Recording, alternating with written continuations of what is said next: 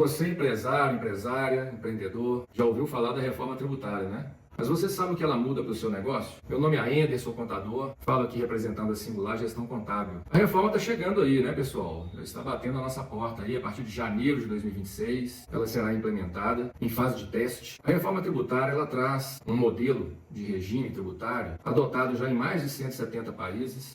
Inclusive foi criado na França em 1958. O chamado IVA, Imposto sobre Valor Agregado, é um imposto sobre consumo. E aqui no Brasil, como somos criativos, né, criou-se então o IVA Dual. O IVA Dual criou a CBS e a IBS. Esses dois tributos vão extinguir 5 impostos vigentes. O PIS e COFINS dará lugar à CBS e o ISS, ICMS e IPI darão lugar à IBS. Como eu disse, em 2026, a partir de janeiro, estaremos então implementando a reforma tributária, balizada na Lei Complementar 214, aprovada este ano, depois de muitos debates, finalmente foi aprovada. E a reforma tem um objetivo ou objetivos, que eu vou citar aqui inicialmente 2, que julgo importantes e que muda a maneira de se apurar impostos no Brasil. Mas antes é importante dizer também que a reforma ela não é uma reforma ampla. Ela não substitui todos os tributos sobre receita, não substitui tributos sobre resultado das empresas. Ela substitui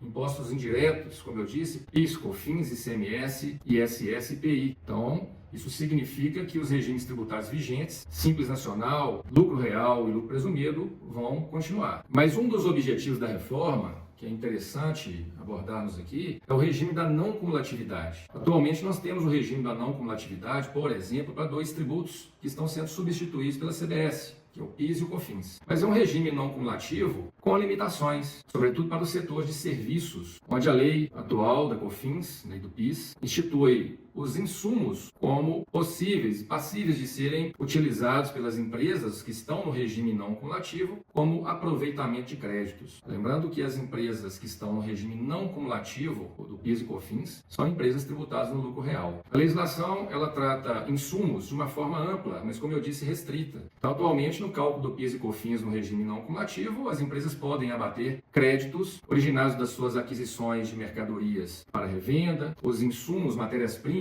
para a produção e venda de seus produtos acabados. E o setor de serviços tem uma limitação muito grande nesses aproveitamentos. Exatamente porque esse conceito de insumos ele não é bem, digamos, disposto na legislação e sempre deu margem para muita discussão entre empresas, contribuintes e o Fisco Federal, a Receita Federal, órgão arrecadador e gestor dos tributos. Inclusive discussões que geram aí contenciosos e gera discussões judiciais, enfim. Mas o PIS e COFINS não cumulativo, ele tem então essas limitações para o setor de serviços, dá margem para aproveitamento de algumas despesas econômicas, como por exemplo depreciações de bens do ativo imobilizado, um setor específico, por exemplo, de conservação e limpeza, podendo aproveitar despesas com uniformes, com vale transporte, mas como eu disse, com muita limitação para o setor de serviços. Normalmente o setor aí de indústria e comércio que tem um aproveitamento maior, exatamente porque esses insumos colocam, digamos, em maior relevância de aproveitamento de crédito as mercadorias adquiridas como matéria-prima e como produtos para revenda. A reforma tributária que traz o IVA dual,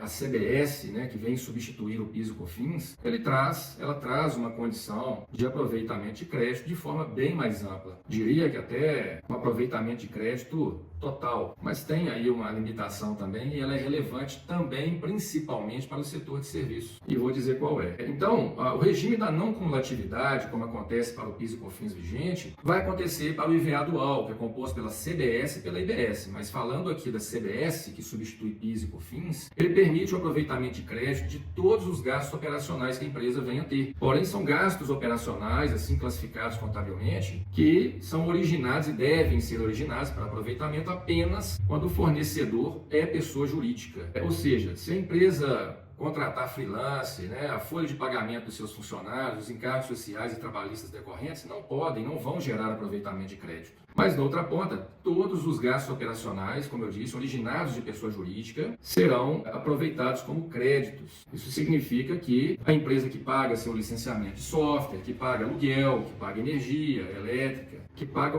qualquer insumo e despesas operacionais, gastos operacionais no geral, poderão aproveitar créditos. Como que isso vai funcionar? E eu estou citando a CBS, fazendo um comparativo ao regime atual de PIS e COFINS, que também tem essa condição da não cumulatividade, lembrando que é só para empresas de lucro real atualmente, né? As de lucro presumido não, elas estão no regime cumulativo. Então, com a reforma, a CBS e a IBS vai permitir esse regime da não cumulatividade, que consiste basicamente na empresa gerar débitos quando emite nota fiscal por suas vendas de bens e serviços e gerar créditos quando ela adquire bens e serviços de pessoa jurídica, assim considerados os gastos operacionais, ok? Isso tem que ficar muito claro. Mas esse regime da não cumulatividade, para a CBS e para a IBS, ele tem uma questão muito interessante, que é o sistema que vai gerar o cálculo, né, que vai gerar o recolhimento desses dois tributos do IVA dual, que é o split payment. É um sistema financeiro que ele vai funcionar basicamente assim. As notas fiscais que a sua empresa adquirir em face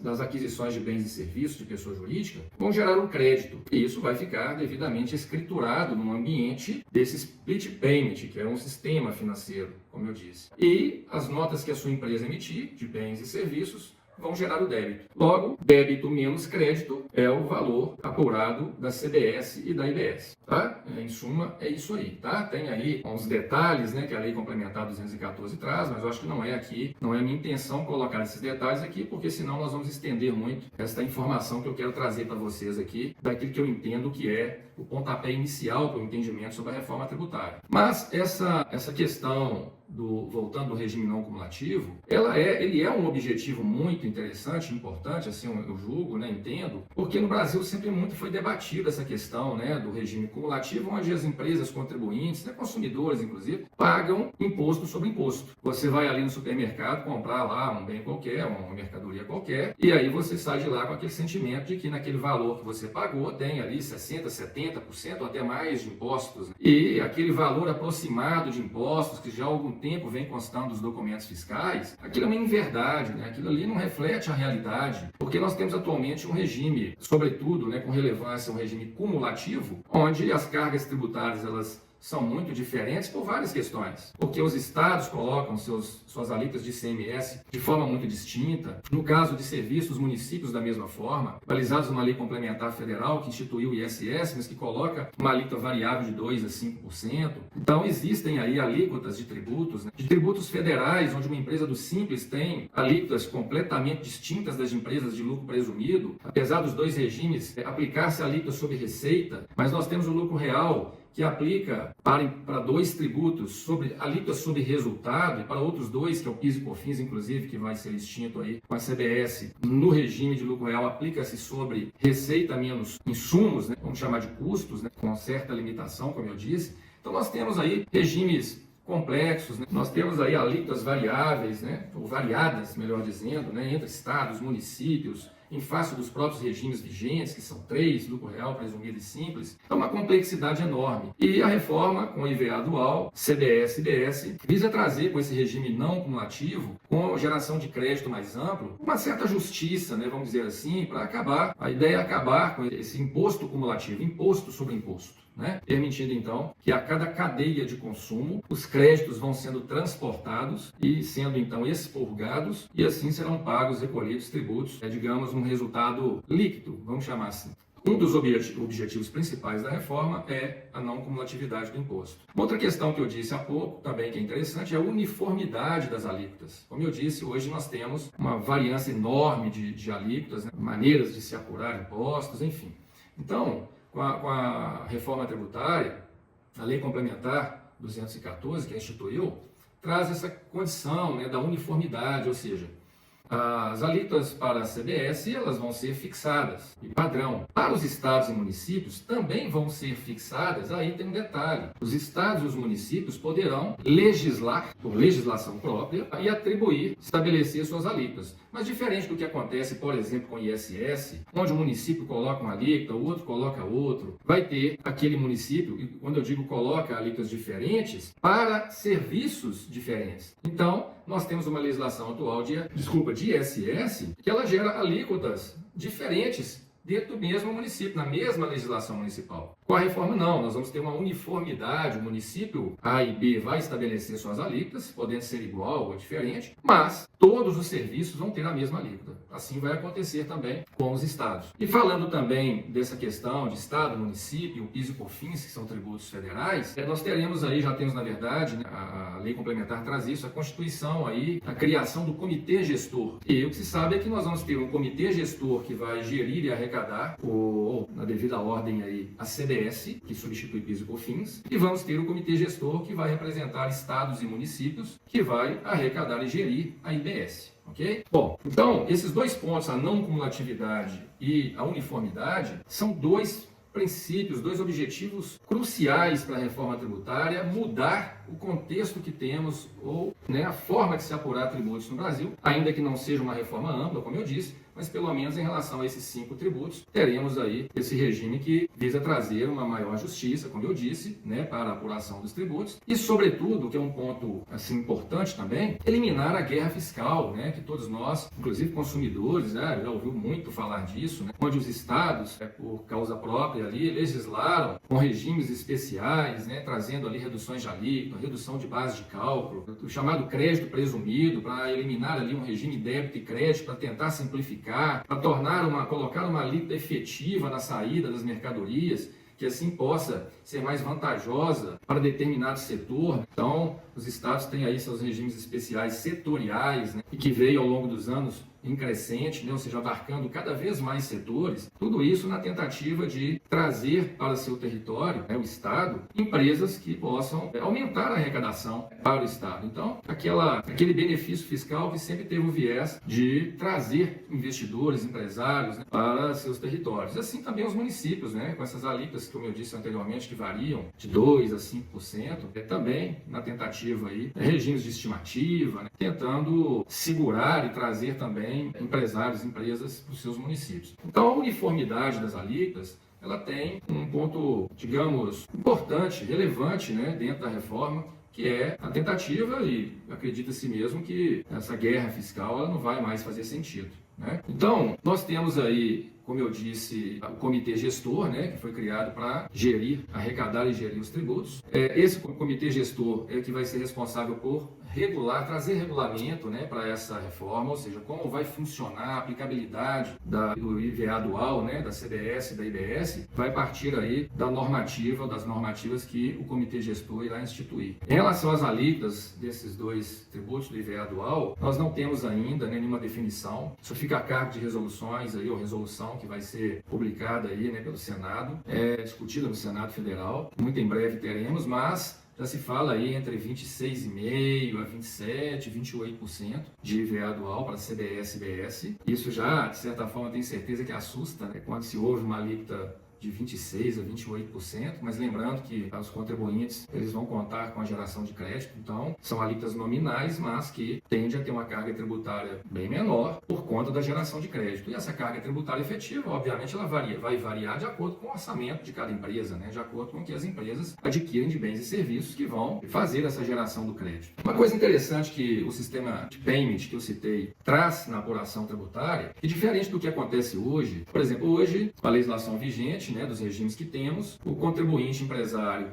o fato gerador dos tributos é quando ele emite a nota fiscal. Então, vendeu um bem, um serviço, emitiu a nota, é fato gerador dos tributos. Em tese é isso. De via de regra, é isso aí. Com o split payment, as emissões de documentos fiscais, e assim inclusive está disposto na Lei Complementar 214, esses documentos fiscais é que vão levar a informação da CBS e da IBS para esse sistema split payment. Porém, a arrecadação ela vai acontecer na medida em que os documentos fiscais serão pagos pelos mais diversos meios de pagamento que temos hoje. Então, diferente do que acontece hoje, onde emitiu a nota, gerou o imposto, e aquele imposto ali que vai startar a apuração e arrecadação, no caso da reforma, o split payment, que é um sistema financeiro, ele vai gerar o valor a arrecadar ou um saldo credor à medida em que os documentos fiscais vão sendo pagos. Por exemplo, a minha empresa pagou lá a nota fiscal da licença do software, da energia elétrica e de outros gastos operacionais. Quando ela paga, ela está colocando aquele crédito que já estava ali elegível pelo documento fiscal em condições de ser de fato aproveitado como crédito. Da mesma forma, quando eu emito a nota e meu cliente paga essa nota a meu favor, aquele débito que já estava lá, também elegível, né, ele se torna de fato um débito para apuração quando o meu cliente pagou a minha nota. Então, na verdade, é o pagamento dos documentos fiscais é que vão ser aí o start para a geração da guia, do imposto a pagar. Ali é que vai acontecer a partir dali a arrecadação por parte do governo, o pagamento por parte do contribuinte. A CBS e IBS vai fazer parte das notas fiscais, dos documentos fiscais, porque nelas devem constar as alíquotas de cada tributo, né, CBS e IBS. Inclusive, falando disso, a reforma tributária que vem sendo implementada aí daqui a pouco mais de 2 meses, a partir de janeiro de 2026, ela é implementada em fase de teste. Então, para o ano 2026, não vai haver uma arrecadação desses tributos. Vai haver apenas o destaque desses 2 tributos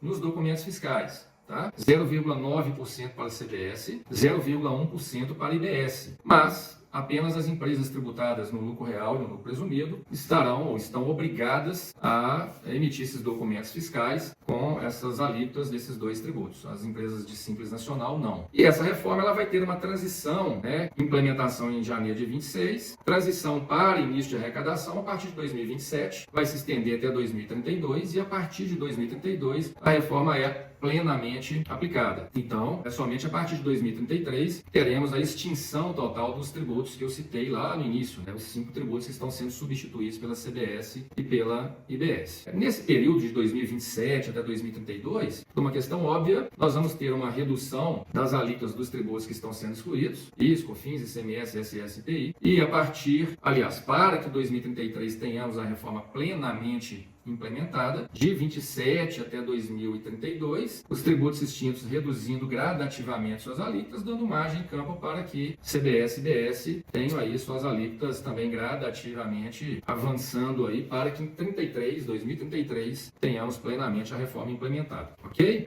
Uma outra questão que a reforma traz é o imposto seletivo, o IS, que é um imposto que visa, a meu ver, penalizar o consumidor, né, com uma carga tributária mais elevada em face daqueles produtos que são considerados nocivos à saúde. Álcool, tabaco, dentre outros, né? E existe aí já uma discussão, mas o açúcar, né? O açúcar está presente na maioria dos alimentos, né? Nós que consumimos açúcar de tantas maneiras, direta e indiretamente, nós vamos pagar CBS, IBS mais elevado por conta disso? Sim, vai pagar. Né? A ideia do governo é desestimular, do legislador é desestimular esse consumo de produtos nocivos à saúde. E assim, isso não é tão difícil da gente entender, porque sabemos que o SUS e a Previdência Social têm gastos absurdos aí, né? Com doenças cada vez mais, né? As doenças chamadas doenças crônicas, né? Cada vez mais elevando o custo, né? Do SUS e da Previdência Social. Então o governo, é claro que ele tem uma preocupação com isso e conseguindo inibir isso aí, nós estamos falando aí de mais saúde para a população,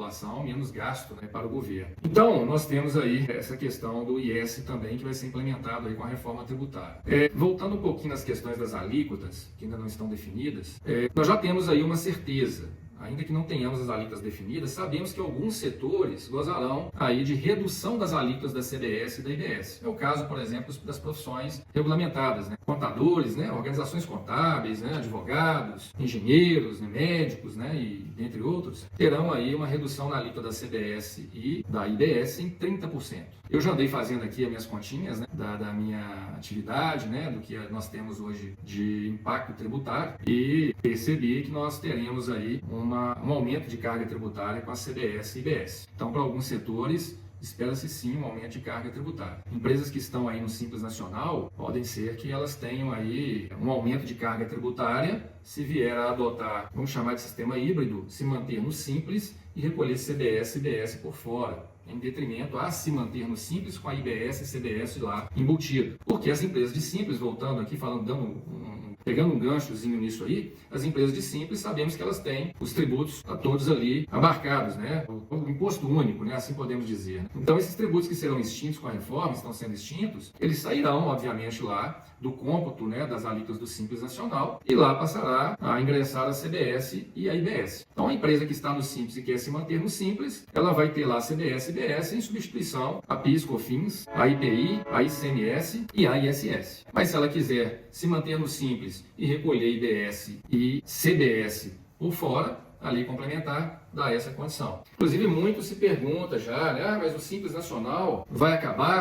Não existe nada em relação a isso na lei complementar, o Simples permanece. Talvez lá em 2033, né, vamos ver como que essa reforma vai trazer aí, né, seus impactos para todos aí. Quem sabe o governo, o legislador, venha trazer uma amplitude ainda maior para ela e aí nós sabemos o que pode acontecer. Mas por enquanto não, o Simples Nacional, como eu disse, os 3 regimes tributários continuam vigentes, ok? Alguns setores, por exemplo, construção civil, também vão gozar de redução de alíquota e vão gozar também de uma redução de base. Na verdade não é redução, é um ajuste de base que visa ajustar a base de cálculo para a CBS e IBS em detrimento ao aproveitamento, o levantamento dos custos de obra. Outro setor que vai ser impactado aí com uma obrigação acessória fiscal, que é a emissão de documento fiscal, que até então não tem, é o setor imobiliário, com locação de imóveis, né? A locação de bens móveis e imóveis vai passar a obrigar a emissão de documentos fiscais, o que até então julgamos sempre desnecessário e inadequado, porque locar bem, qualquer que seja, não é prestação de serviço. É apenas ceder posse de um bem, não é ceder propriedade, o que justificaria uma nota de venda, por exemplo, mas a CBS, como eu disse, ela traz como principal fonte de reconhecimento do débito do crédito o documento fiscal. Então, por isso, todas as atividades que serão ali impactadas, né, com a CBS e IBS terão que emitir, as empresas emitir documento fiscal para dar o start para esse crédito e esse débito, ok?